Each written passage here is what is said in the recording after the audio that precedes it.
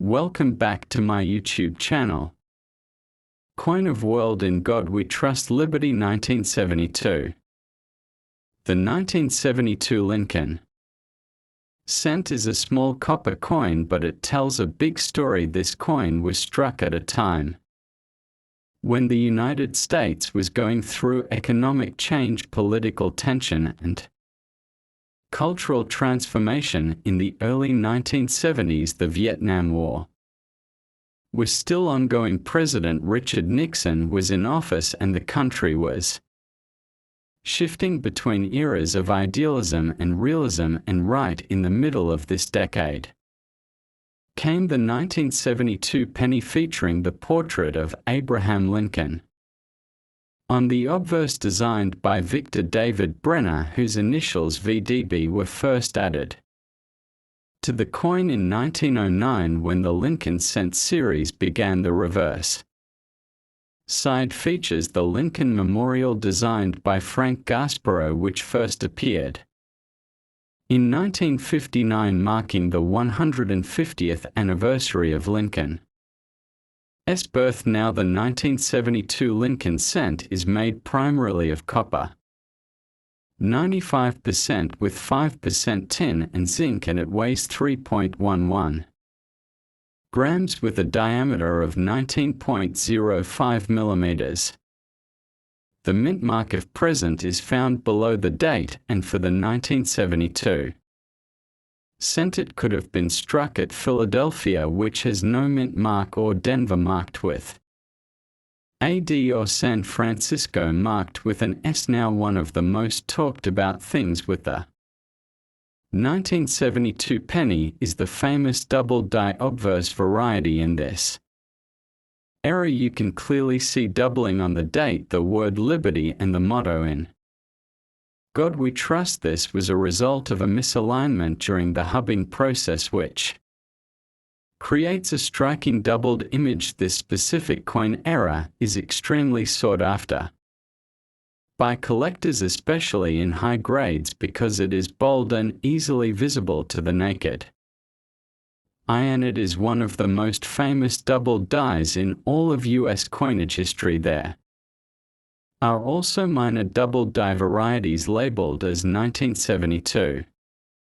DDOFS 101 FS, meaning the Favaz-Stanton numbering system for error varieties, and these coins are catalogued and verified by experts and grading services like PCGS and NGC. Now, beyond the error varieties, the regular 1972 penny is still collected today by enthusiasts of the Lincoln series. There were more than 2.9 billion coins struck at the Philadelphia Mint, over 2.6 billion at the Denver Mint, and over 380 million proof and circulation strikes from the San Francisco Mint, which makes the coin common in terms of availability but rare and valuable in pristine uncirculated condition or in proof form, particularly in red color with full luster. For collectors, color is important. Red, brown and brown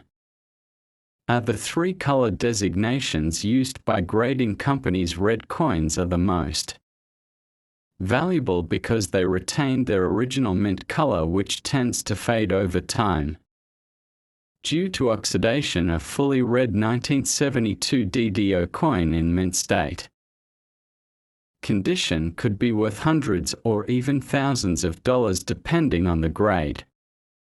Now the Lincoln cent has been in circulation for over a century, and the 1972 issue sits at an important point in its history. It is during a time when the US Mint was still using bronze composition and inflation was beginning to rise, which would later prompt changes to coin composition in 1982 when the Mint switched to copper-plated zinc to reduce production costs. This makes the 1972 coin one of the last full bronze cents and an example of how coinage reflects economic decisions over time. Furthermore, the penny's reverse showing the Lincoln Memorial gives us a glimpse into a more symbolic form of design. It contains a tiny depiction of Lincoln's statue seated inside the memorial, a detail that's only visible under magnification.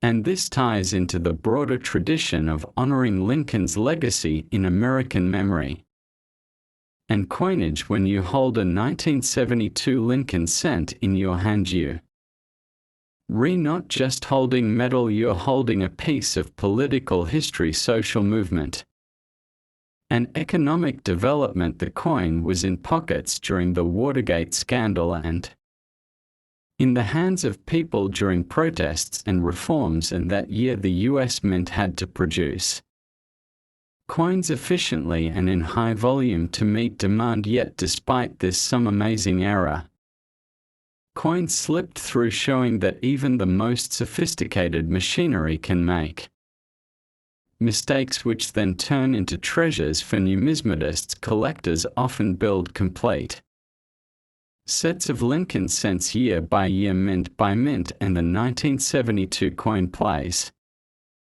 an important role, especially when found in high grade or with the double die era. Collectors use coin albums and certified holders to preserve these cents. Many even search through rolls of pennies from banks hoping to find a rare variety. The thrill of the hunt keeps interest alive to this day, and the 1972 penny continues to be featured in coin shows, auctions, and collections around the world. Grading a 1972 cent involves looking for sharp detail, minimal wear, and strong luster. Red color is preferred, and a coin with the DDO should be verified by a reputable grading service. In recent years, a perfect MS-67 red DDO example has sold for over $3,000, which shows